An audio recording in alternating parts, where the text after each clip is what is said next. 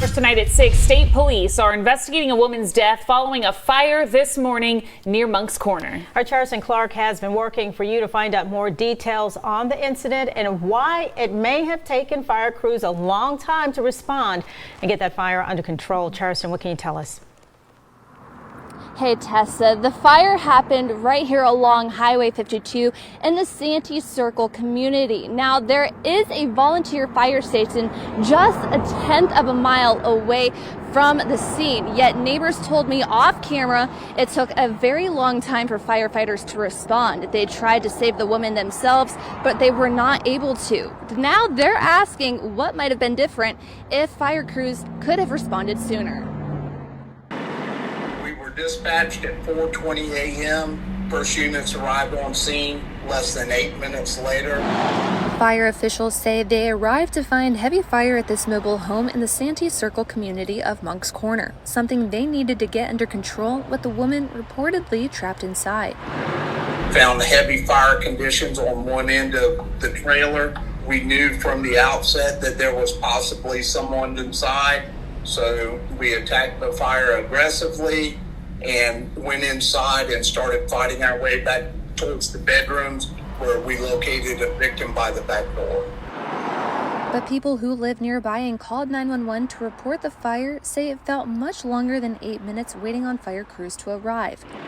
Chief Pickering says it's true fire crews faced some challenges that delayed the response time to the fire. But we didn't have easy access to fire hydrants because they were across Highway 52 from where the fire was.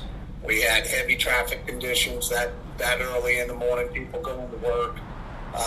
And, you know, these are volunteer fire departments. We have asked Berkeley County officials for copies of the 911 calls and dispatch logs in order to review the response times ourselves.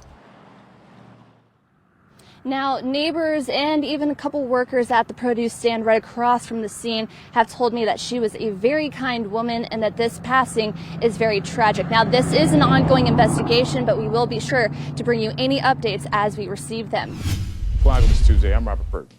I'm Ashley Rodriguez, and we're also going to continue our special salute to moms and teachers. But first, we want to get you up to speed on everything surrounding Roe v. Wade. Yeah, just hours ago, a draft opinion, as we mentioned, in an unprecedented leak to Politico, appears to show the court may vote to overturn the decision that legalized abortion nationwide. So if Roe v. Wade is overturned, states will still be allowed to decide whether or not to allow abortion. But federal regulations will be gone. Overnight, we gather reaction from both sides of a heated debate. Our Kristen Powers is live outside the Supreme Court right now. She has the latest on these breaking developments. Good morning to you, Kristen.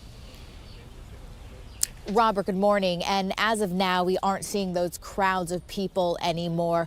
There are a few people, and we are still seeing those fences that police put up to kind of help control the hundreds of people that were there last night. Those are still here. Politico's report details that a new draft opinion appears to show the Supreme Court will overturn Roe v. Wade.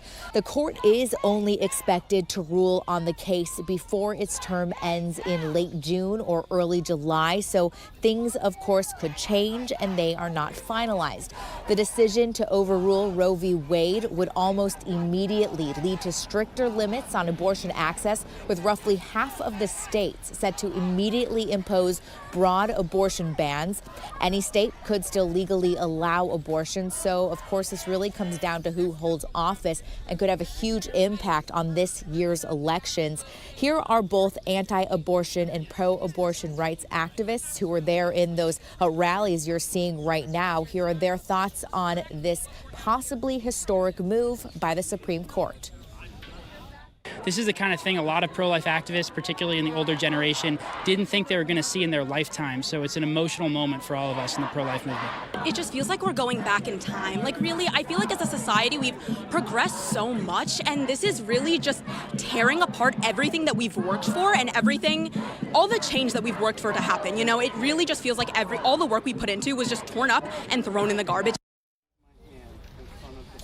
Yeah, so from this, we are seeing a very strong response on both sides of this debate. 7 News is tracking it, and you can follow along and read more into this topic right on our homepage, WJLA.com.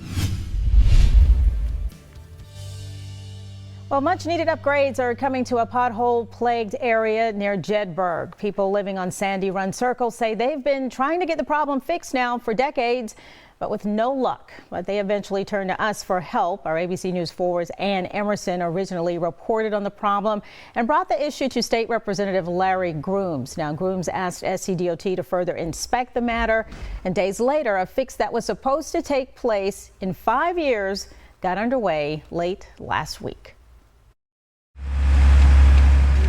Fixing it up with a more permanent solution. SCDOT workers are paving over pothole-heavy spots on Santee Circle. This is the first time any solid work was done. Robert Harbison's driven over the circle's many potholes for around 17 years. Seeing the latest round of work, Oh, it's ecstatic. Harbison just got home from a camping trip with his school bus turned RV, finding the pleasant surprise. But the move isn't soon enough for all the wear and tear on his unique ride. The shocks on there are limited in its capability. So yeah, it vibrates a lot going down these roads with the patches that they put in. One neighbor, most recent estimate, around 100 potholes. And through the decades, only minor patch-ups that never seem to work. Brittany Summers alerted us and officials to the problem. She lives a few houses away from Harbison and got things rolling, rallying the neighborhood together.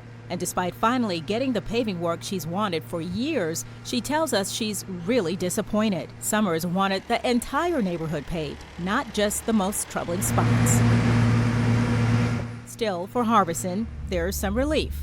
The big patches that they've been doing all these years are getting cleaned up, and it's going to be a smoother ride. Well, SCDOT spokesperson Pete Poore told us this is a work in progress. He said crews survey the road and pick the worst portions to fix by putting down layers of asphalt and should be done soon. But a plan to fix the entire road actually wouldn't happen until years down the road.